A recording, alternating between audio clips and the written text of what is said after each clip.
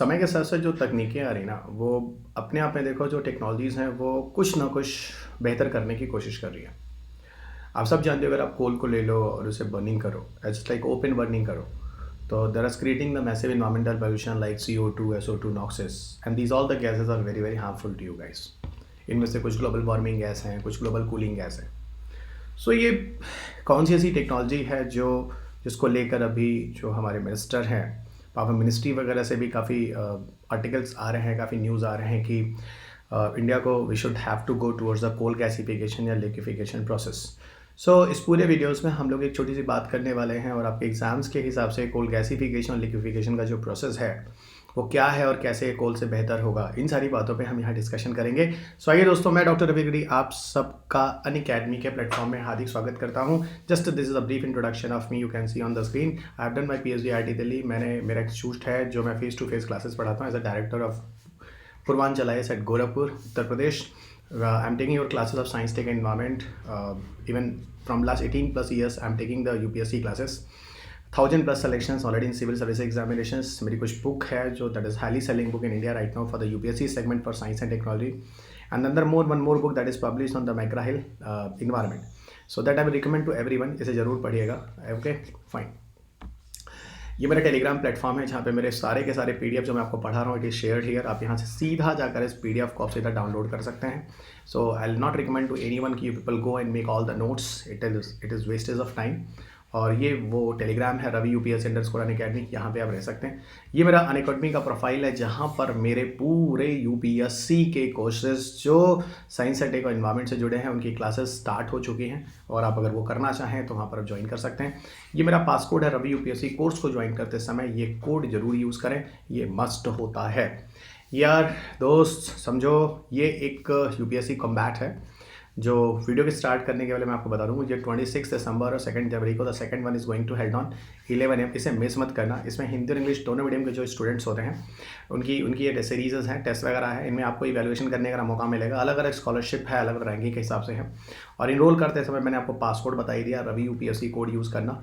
Okay, इनमें आपको extra कुछ छूट वगैरह भी मिल जाती है। अपार्ट ऑफ जो सिलेबस है पूरा UPSC का कवर किया गया है। टॉप एजुकेटर्स हैं जो इनके वीडियो सब्सक्रिप्शंस भी हैं, जो एजुकेटर्स उनकी एजुकेटेड क्लासेस भी हैं। मतलब ये कह लो कि जो टेस्ट सीरीज़ हैं उनके वीडियो डिस्कशंस होते हैं। ऑलरेडी रैंकिंग भी मिल जाती है। तो what where you people stand, तो वो सारी की सारी एक एनालिसिस भी हो जाती है। साइंस एंड टेक में यहाँ पर जिस वीडियो के डिस्कशन पे हम यहाँ बात करने वाले हैं वो कोल गैसिफिकेशन लिक्विफिकेशन। तो आइए दोस्त स्टार्ट करते हैं जिस पहलू के लिए आप हमारे साथ जुड़े हैं। अब देखो, मैं आपको लिए चलता हूँ कोल के बारे में। मैंने एक छोटा सा ब्रीफ इंट्रोडक्शन दिया था कि जब हम कोल को यूज़ करते हैं, ओके, जब हम कोल को यूज़ करते हैं तो इन्वायरमेंटल पोल्यूशन होता है। Got it? अगर हम कोल को बर्न करते हैं, ओपन बर्निंग करते हैं तो वो इन्वायरमेंटल पोल्यूशन देता है। मैं आपको एक प्रोसेस दे रहा हूँ कि आप कुछ मत करो, कोल से कुछ गैस का फॉर्मेशन कर लो, कोल से किसी गैस लिक्विड का फॉर्मेशन कर लो, ठीक है। तो ये कोल से गैसिफिकेशन और लिक्विफिकेशन का प्रोसेस क्या होता है इस बारे में आपको बताता हूँ। एक तरफ जहाँ कोल की कैलोरीफिक वैल्यू कम है, समझिएगा, अगर मैं कंपेरिजन कर रहा हूँ, वहीं अगर उस कोल से आप किसी गैस में कन्वर्ट कर देते हैं और जो गैस है वो ऐसी गैस है जो मैं आपको बताने वाला हूँ जिसकी अगर कैलोरीफिक वैल्यू उच्च है या अच्छी है, तो आप खुद समझ सकते हैं कि कैलोरीफिक वैल्यू किसे कहते हैं। किसी पर यूनिट में जो हीट या एनर्जी किसी फ्यूल के जलने से निकलती है वो इसकी कैलोरीफिक वैल्यू कहलाती है।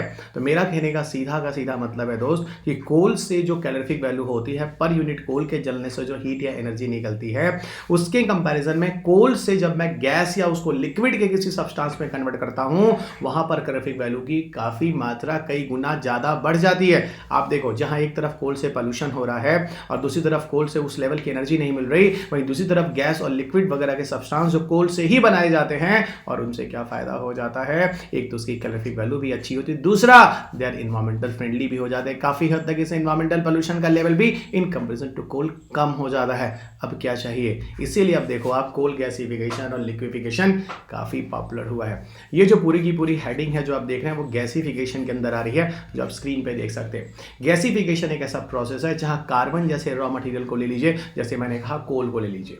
और इसको ले जाकर फ्यूल गैस में कन्वर्ट कर दीजिए। ठीक है, फ्यूल गैस में जनरली सिन गैस में कन्वर्ट कर दीजिए। अगर आप सिन गैस को बात करें तो सिन गैस को एक्चुअल में हम सिंथेटिक गैस कहते हैं, और सिंथेटिक गैस में बहुत सारी गैसों का मिक्सचर होता है। इसमें कार्बन मोनोऑक्साइड होते हैं, इसमें हाइड्रोजन होते हैं, अ पार्ट ऑफ मीथेन वगैरह कुछ अदर गैसेस भी होती हैं। आपको पता है, आप कोल का कैलोरीफिक वैल्यू देखो और मीथेन का कैलोरीफिक वैल्यू देखो, आपको खुद समझ में आ जाएगा मीथेन की कैलोरीफिक वैल्यू कोल से काफी ज्यादा होती है। और मीथेन तो आप सब जानते हैं कि एनवायरमेंटल फ्रेंडली होता है। इधर देखो हाइड्रोजन की तो कैलोरीफिक वैल्यू और भी ज्यादा होती है।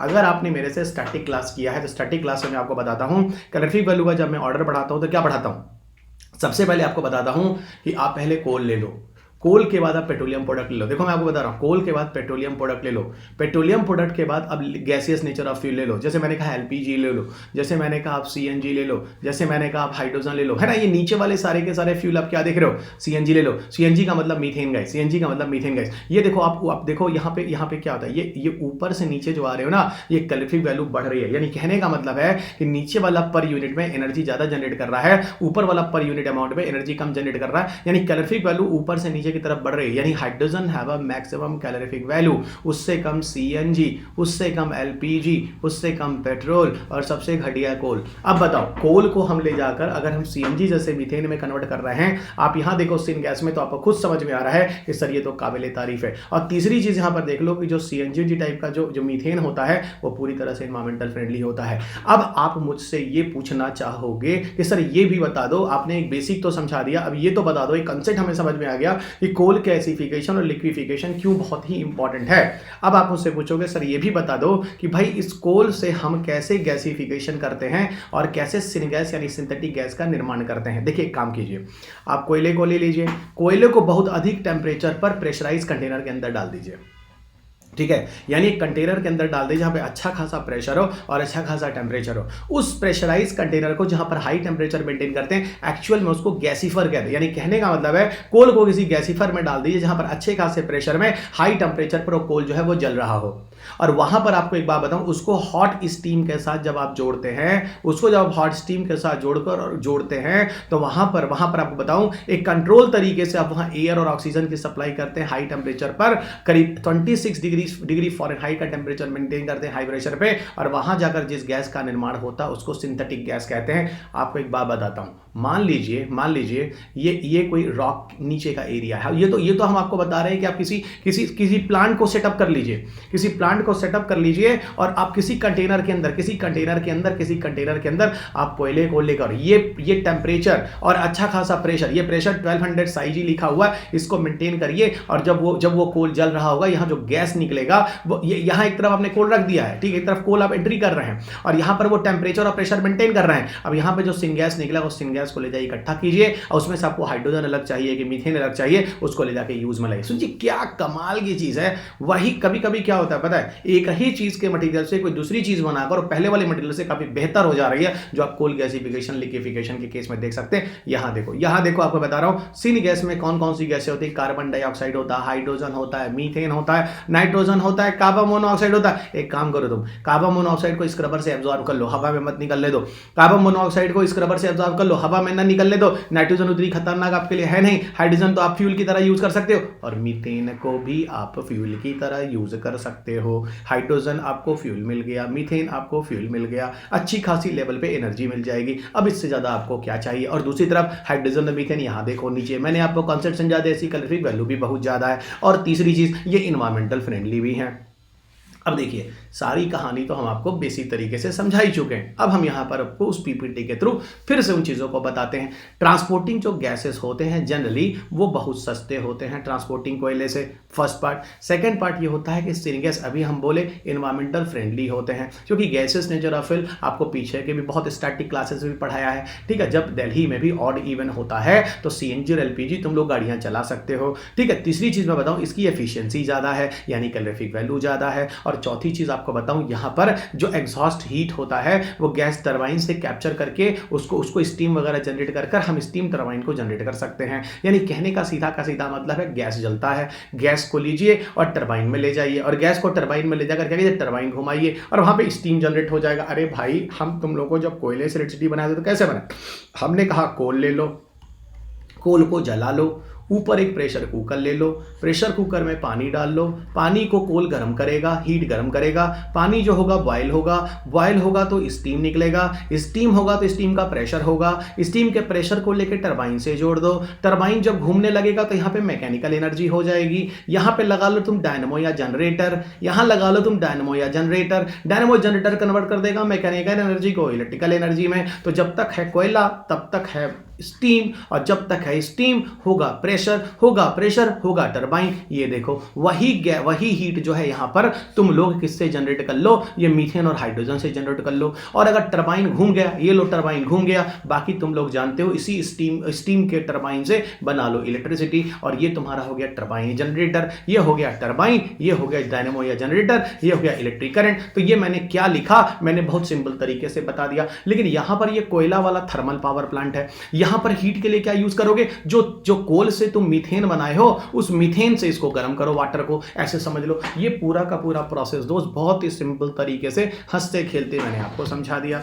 अब इससे फायदा क्या है देखिएगा, इसमें कुछ नुकसान है मैं आपको बताऊं कि हम जनरली क्या करते हैं जब कोल गैसिफिकेशन करते हैं तो कोल वोल को काफी वाटर के साथ पास करते हैं एनर्जी प्रोडक्शन के लिए। तो ये सुनने में आता है कि वाटर काफ़ी हद तक कंटामिनेटेड हो जाता है, और धीरे धीरे अगर वाटर वो रिस कर रिलीज डाउन होकर नीचे जाता है तो कहीं ना कहीं वाटर वगैरह को भी इम्प्योर करता है। अब बात होती है गैसिफिकेशन के बाद, सर लिक्विफिकेशन बता दो। लिक्विफिकेशन में कुछ नहीं होता दोस्त, इसको हम CTL बोल लो, कोल से लिक्विड बनाने की टेक्नोलॉजी बोल लो, ये भी एक तरीका है, ये भी एक अल्टरनेटिव रूट है। इसमें करते क्या है, इसमें आप क्या कीजिए, उसी गैस को जो कोल से आपने गैस बनाया है उसी गैस को अगर अधिक प्रेशर में रख दें या लेस टेम्परेचर पे रख दें, सबको पता है गैस डेंस होकर क्या बन जाएगा, लिक्विड बन जाएगा, और यही लिक्विड क्या कहलाएगा, लिक्विफैक्शन कहलाएगा। आप सबको पता है लिक्विड को हीट दो क्या हो जाता है, गैस हो जाता है। उल्टा कर दो, गैस को क्या करो, कंडेंस कर दो, प्रेशराइज कर दो, वो क्या हो जाएगा, वो क्या हो जाएगा, गैस लिक्विड बन जाएगा। और ये लिक्विड आपका चलकर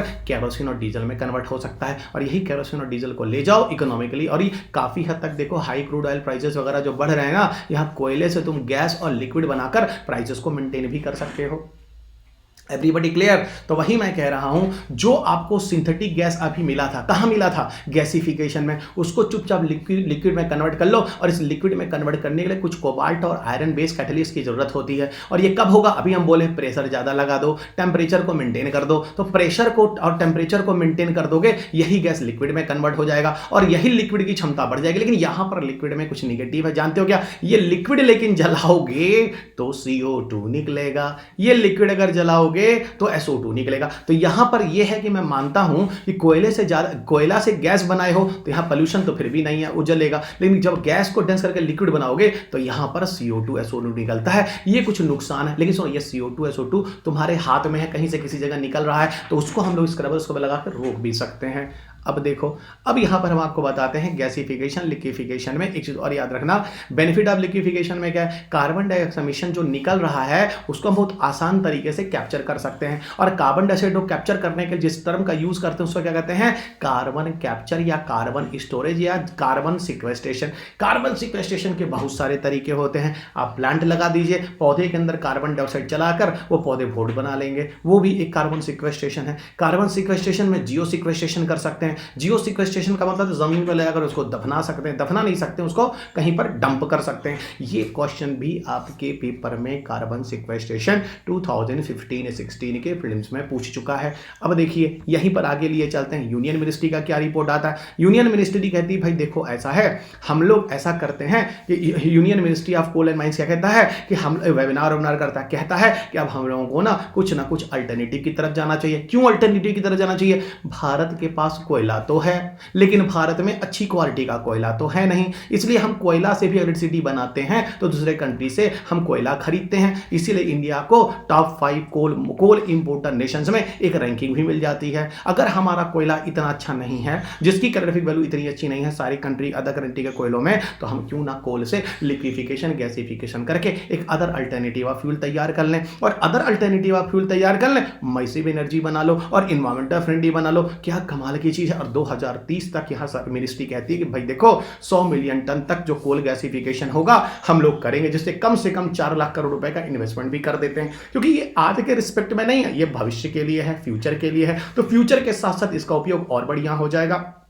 और इसके लिए देखो 20% extra revenue share coal block के लिए सरकार दे रही है। सोचो कितना खुश है सरकार, कितनी खुश है प्रजा। अभी प्रजा खुश नहीं है, सरकार अभी कुछ कर रही है। अब आज से तुम खुश हो जाओगे, क्योंकि आज से तुमको समझ में आया कि एक्चुअल में हम करने क्या जा रहे हैं। अब इसी के साथ दोस्त अब हम अपनी वीडियो को समाप्त करते हैं। वीडियो से जाने के पहले मेरा साइंस, टेक और एनवायरमेंट की क्लास पूरी तरह से स्टार्ट हो चुकी है। अनअकैडमी के प्लस कोर्स पर मेरी क्लासेस 21 दिसंबर से चल रही हैं। अभी तक कुछ 7 क्लासेस खत्म हो चुकी हैं और कम से कम ये क्लासेस आपकी तकरीबन 50 to 60 क्लासेस हैं जो साइंस टेक की हैं। उसके बाद अराउंड 100 क्लासेस मान के चलिए साइंस एनवायरमेंट पूरा ही कवर हो जाएगा, कंप्रीहेंसिव पूरा प्लस साइंस एंड टेक, और उसके बाद एनवायरमेंट भी स्टार्ट कर रहा हूं। ये इनरोल करने के लिए रवि यूपीएससी पर फटाफट ज्वाइन कर लीजिए। और ये है पूरा फ्री टेस्ट सीरीज। आपको इवेल्युएट जरूर करना चाहिए, आप जो तैयारी कर रहे हैं कहां पर स्टैंड करते हैं यूपीएससी सीएससी के लिए। ये टेस्ट सीरीज अलग अलग मॉड्यूल में है। जो टेस्ट सीरीज आपको सही लगे उनमें से कोई भी test series free of cost आप इसको ज्वाइन कर सकते हैं।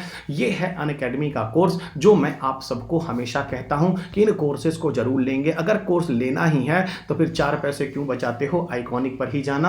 अब है ना, नहीं बचपन में कहते हैं इसी ही बल्ब लाना है ना, इसी ट्यूब लाना। तो जो ब्रांड होता है आइकॉनिक सब्सक्रिप्शन जरूर लीजिएगा। यहां पर आपको मेंटरिंग मिल जाती है, एक प्लानर मिल जाता है, एक शख्स मिल जाता है, आपको वॉच करता है, एक एजुकेटर होता है, ओपन हाउस एजुकेटर होता है, आपके साथ कनेक्ट होता है, लोन फैसिलिटी भी मिल जाती है। कोविड में काफ़ी प्रॉब्लम रही है, तो जिनको फाइनेंशियल कंसर्न है उनके हिसाब से आपको फ्लेक्सिबिलिटी भी मिल जाती है। 29 दिसंबर से हमारा नया कोर्स स्टार्ट हो रहा है, जो कि 2022 और 23 की प्रिपरेशन के लिए है, जिसमें डिफरेंट तरह के very very educated, very very talented बंदे है ना, बंदे नहीं है ना, वेरी वेरी टैलेंटेड एजुकेटर्स जो भी हैं आप स्क्रीन पर देख सकते हैं। और ये है प्लस, और ये आपका आइकॉनिक सब्सक्रिप्शन। आपको जो सही लगे, जो सही लगे उनमें से आप कोर्स ज्वाइन करें। लेकिन फिर मैं कहूँगा आइकॉनिक सब्सक्रिप्शन जिंदाबाद।